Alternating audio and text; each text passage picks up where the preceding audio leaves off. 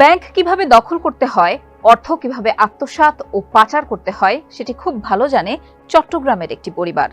এই পরিবারেরই এক পূর্বপুরুষ ছিলেন আখতারুজ্জামান চৌধুরী বাবু, যিনি শিখিয়েছিলেন অস্ত্রের মুখে ব্যাংক কিভাবে দখল করতে হয়।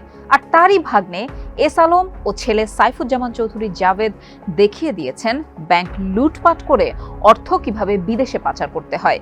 রাজনৈতিক পৃষ্ঠপোষকতায় তাদের এসব কুকর্মের কারণে দেশের ব্যাংকিং খাত আজ ঝুঁকিতে, তৈরি হয়েছে অস্থিরতা।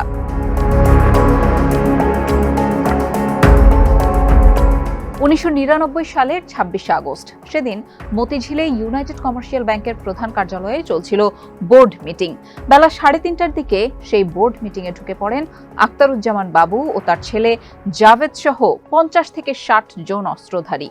তারা পরিচালকদের অকথ্য ভাষায় গালিগালাজ ও মারধর করেন। জোরপূর্বক প্রত্যেক পরিচালকের কাছ থেকে টাইপ করা কাগজে স্বাক্ষর আদায় করে পরিচালকদের পদত্যাগে বাধ্য করেন। দখল করে নিজেকে চেয়ারম্যান ঘোষণা করেন আখতারুজ্জামান বাবু। অন্যদিকে ব্যাংকের তখনকার চেয়ারম্যান জাফর আহমেদ চৌধুরী অভিযোগ করেন হামলাকারীরা অস্ত্রের মুখে ব্যাংকটি দখল করে নিয়েছে। পরে আদালতের আদেশে চেয়ারম্যান পদ ফিরে পেয়েছিলেন জাফর আহমেদ চৌধুরী, যদিও অনিয়মের কারণে পরে তাকে ব্যাংক ছেড়ে চলে যেতে হয়।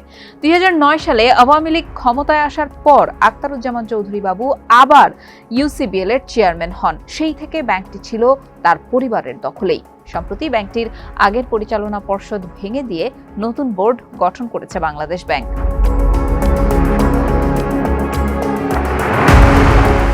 সময় পাল্টেছে।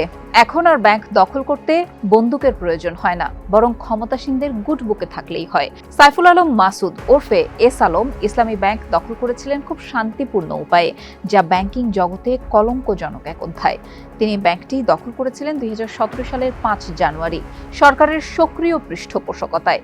সরকারেরই একটি বিশেষ সংস্থা পুরো কাজটি তত্ত্বাবধান করেছিল। কাউকে কাউকে উঠিয়ে এনে জোরপূর্বক নথিতে সই করিয়ে ব্যাংকের মালিকানা হস্তান্তরের কাজটি তারাই করে দিয়েছিলেন। কেউ যাতে দখলবাজির প্রকৃত ঘটনা নিয়ে সেই সময় লেখালেখি করতে না পারে তা নিয়েও সরকারের নানা সংস্থার ছিল কড়া নজরদারি। এভাবে এক এক করে এস আলম গ্রুপের দখলে চলে 7টি ব্যাংক ও 2টি আর্থিক প্রতিষ্ঠান। এক্ষেত্রে তিনি ছাড়িয়ে গিয়েছেন তার মামা আখতারুজ্জামান চৌধুরী বাবুকেও।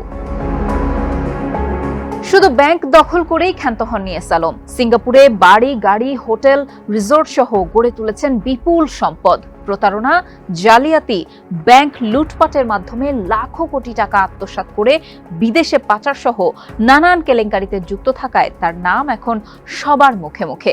প্রতারণা, জালিয়াতি ও হুন্ডির মাধ্যমে 1,13,245 কোটি টাকা বিদেশে পাচারের অভিযোগ রয়েছে তার বিরুদ্ধে। অভিযোগ রয়েছে চট্টগ্রাম সমুদ্র বন্দর কেন্দ্রিক চোরাচালানেরও। সম্প্রতি এস আলম গ্রুপের মালিক সাইফুল আলম তার স্ত্রী ও সন্তানদের বিরুদ্ধে বিদেশে অর্থ পাচারের অভিযোগে অনুসন্ধান শুরু করেছে পুলিশের অপরাধ তদন্ত বিভাগ সিআইডি। অনুসন্ধান করছে দুর্নীতি দমন কমিশন দুদকও।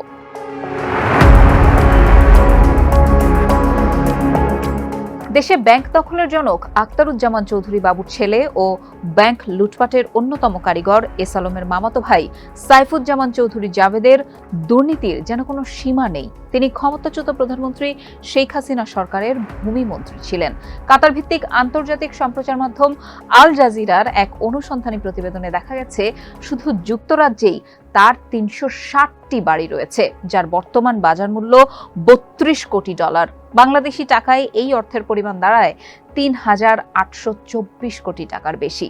এর বাইরে যুক্তরাষ্ট্র ও দুবাইয়েও তার বিপুল সম্পদ রয়েছে। দুবাইয়ে 2020 সালের মধ্যে অন্তত 54টি বাড়ির মালিক হন জাভেদ ও তার স্ত্রী রুখমিলা জামান।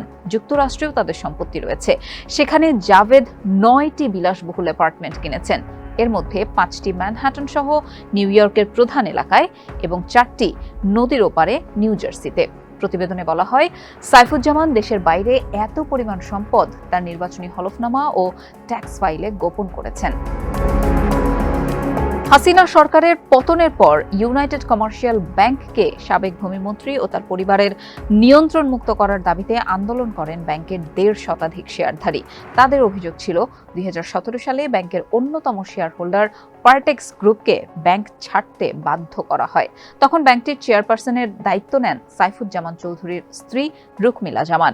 তবে রুকমিলা জামান যুক্তরাজ্যে অবস্থান করায় ব্যাংকটি মূলত সাইফুজ্জামান চৌধুরী ও তার পরিবারের সদস্যরাই পরিচালনা করতেন। তারা নামে বেনামে অর্থ আত্মসাৎ করে বিদেশে পাচার করেছেন, যার কারণে ব্যাংকটিতে খেলাপি ঋণ বেড়ে গেছে।